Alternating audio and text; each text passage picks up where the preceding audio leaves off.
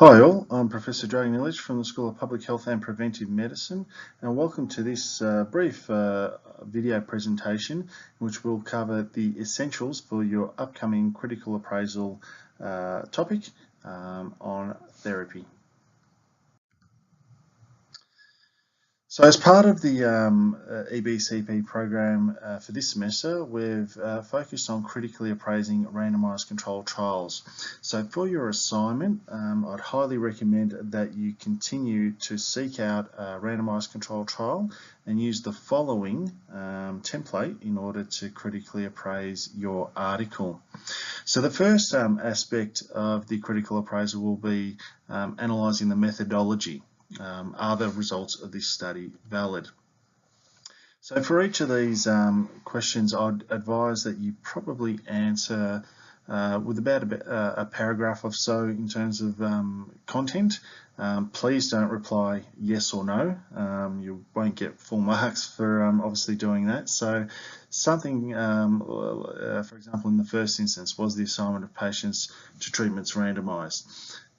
Obviously you can answer yes, no, but what we're looking for is a little bit more information in terms of how that process was randomised. Similarly, was the randomisation list concealed? Is looking at allocation concealment. So how was the randomisation process performed? Was or whoever was completing the randomisation, were they blinded to that process essentially? Were the groups similar at the start of the trial? Basically looking at the baseline characteristics. So if the randomisation has worked as it should, we hopefully shouldn't see too many differences at baseline with respect to the two groups or participants. Were patients and clinicians kept blind to treatment? So this is looking at performance bias. So the first couple of questions were relevant to selection bias. This question, where patients and clinicians kept blind to treatment, is looking at performance bias, that is how the intervention was implemented. So depending on your treatment, it may or may not be possible to blind your researchers and or patients. In either event, please specify what the blinding procedure was, and if it wasn't possible to blind, what implication that may have upon your study results. Was the follow-up of patients sufficiently long and complete? So fairly self-evident there, and we'll ask you to make a recommendation based on your particular patient scenario. Were all patients analysed to the groups to which they were randomised to? So it's basically looking for attrition bias. So if you look at your baseline characteristics and then compare them to the results that are reported, basically do the numbers match up? If they don't, why don't they match up? Have there been any reasons provided in terms of why people have either dropped out of the study or crossed over from one group to another group?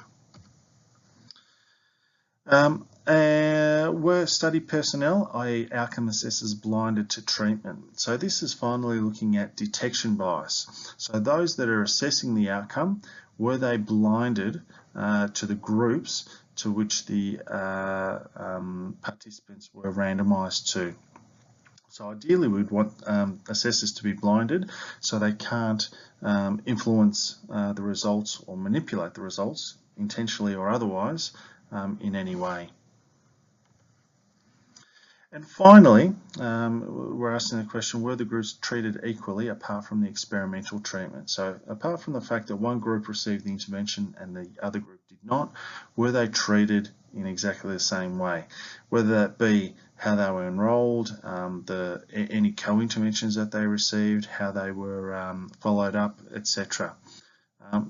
Reason why we ask that question is if we can determine a difference between the two groups in terms of the results, if all things are equal, apart from one group received the intervention and one group didn't, then it makes a pretty strong case that it's the intervention which lies at the cause and effect relationship that we're seeing.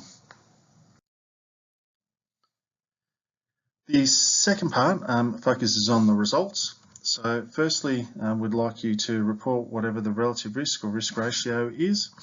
Identify how large that treatment is. So if you've got a relative risk of 0.75, you should be able to explain what that means, i.e. a 25% reduction in the risk of whatever event happening. And then finally, how precise was the estimate of the treatment effect? So looking at the confidence intervals, what you can tell from the confidence intervals about a study, impact upon potentially statistical significance as well, sample size, etc. Don't worry if your results don't come back as a relative risk. If you have a continuous outcome, so something like pain, for example, if it's possible, please report that descriptively and then choose a secondary outcome that is a dichotomous outcome, so it could be adverse events, in order to calculate relative risk and whatnot, just so you can demonstrate that you are able to understand and interpret that aspect of the results as well. The final aspect is applying the results to patient care. So were the patients in the study similar to your patient? Don't worry if your patient is not similar to those in the study. It's very difficult to achieve that. Is the treatment feasible in your setting? So think about cost, availability of the intervention. Were all clinically important outcomes considered? So again, think about adverse events, any other secondary outcomes that you think the study authors should have considered if they didn't. And then finally, wrapping it all together, given the quality of the study and the results, do you think the treatment is treatment outweighs any harms that have been demonstrated? So here is the critical appraisal task assignment in terms of what you need to do. So a brief vignette, about a paragraph in terms of length, define the information gap, identify the PICO elements, construct a PICO question. So inpatient, does this intervention compare to that, increase or decrease this particular outcome? Provide just a search strategy, so a screenshot just for one search of a database, preferably Medline, but also make some sort of comment in terms of what other databases you may find useful in terms of accessing information. List the studies that you've returned in your search, so again you can just do a screenshot for that. Describe the studies that you've excluded, so you might say, look, I did not choose studies 1 through to 5 because they weren't an RCT, studies 6 through to 8 weren't relevant to my context, etc., etc.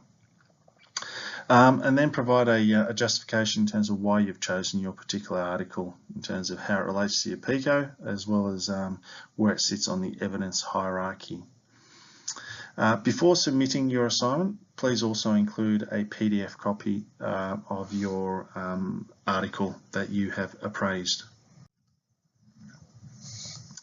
So there's the due date for the critical appraisal task. The word limit is 2,000 words. That includes part 1 in terms of your PICO scenario, search strategy, etc., as well as your critical appraisal. Please submit it via the Year 3B EBCP Moodle site, and please submit both a copy of your assignment as well as the article. In terms of turn it in, don't worry if you score above 20 or 25%. We realise that you will have a high Turnitin score. Everyone's will be using the critical appraisal template, so we will individually look at your assignment, and if we have any concerns with respect to plagiarism or collusion, we'll be in contact with you individually. Hopefully you found that somewhat useful, and I wish you all the best in your upcoming assignments. Thanks.